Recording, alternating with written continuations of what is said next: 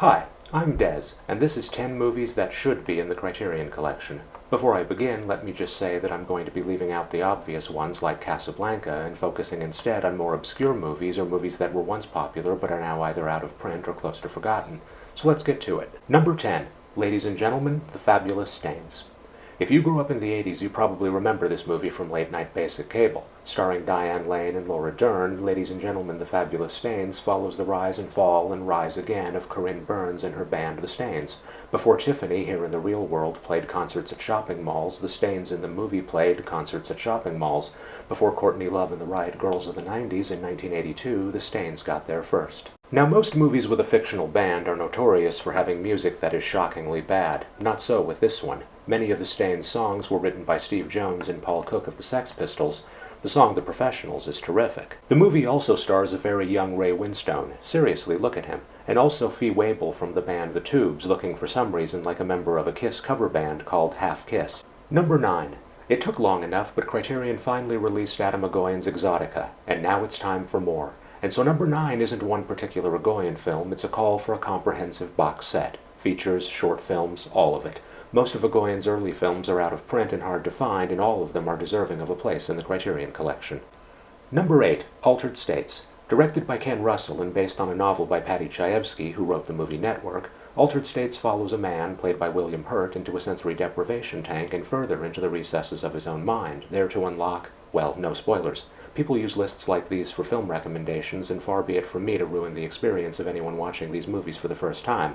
If you're a fan of the TV series Fringe, you should make a point of checking this one out. Think of this as a prequel to that. Number 7. To Live and Die in L.A. In To Live and Die in L.A., William Peterson is a federal agent hunting a counterfeiter played by Willem Dafoe. When Peterson decides to cross the line to get his man, things quickly spiral out of control. It's a movie that, like its characters, lives in the moral gray spaces.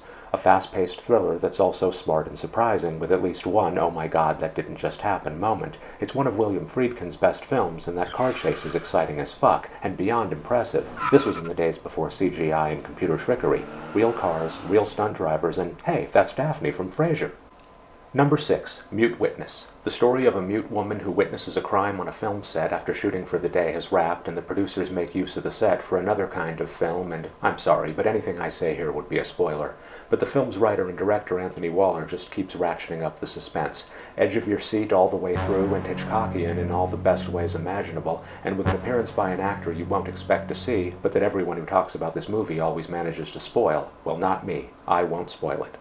Number 5. I was about to include Gaspar Noé's Love on this list, possibly even a Gaspar Noé box set, but then Criterion announced an Eric Rohmer box set, which includes A Summer's Tale, which reminded me that Rohmer's excellent Pauline at the Beach, which A Summer's Tale is a sort of sequel to, is not only not available in the Criterion Collection, but is damn near impossible to find from anyone else either.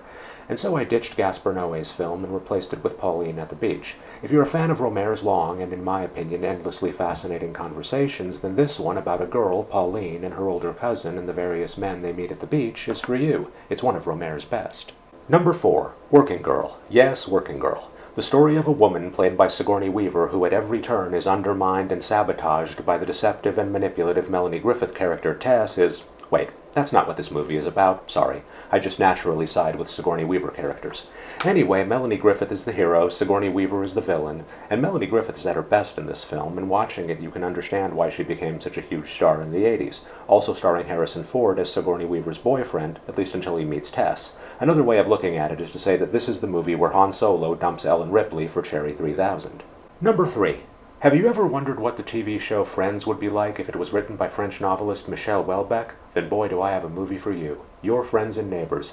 This one is by Neil LaBute at his misanthropic best, or worst, depending on your point of view, darker than dark, crueler than cruel, and oddly enough, back in the days when video stores were still a thing, promoted as a light-hearted story about 6 people, 3 couples, falling in and out of love. Well, they do fall in and out of love, but you're not going to be rooting for any of them. Number 2. Body Double. Another staple of late-night cable TV in the 80s, Brian De Palma's Body Double follows a man, Jake Scully, played by Craig Wasson, into the world of adult film in search of an adult film actress named Holly Body, played by Melanie Griffith, whose character I like to think of as what her character in Working Girl was up to before that film.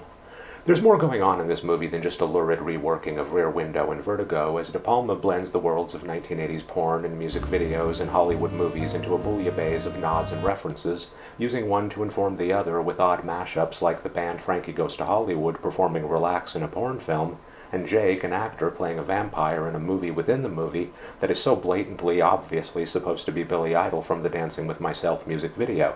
The movie also features cameos from adult film stars of the 80s, if that's your sort of thing. And number 1, Sydney, by Paul Thomas Anderson, also known as Hard 8. When Criterion put out Anderson's Punch Drunk Love, I don't think I was alone in thinking that it would be the first of several Anderson movies to receive the Criterion treatment.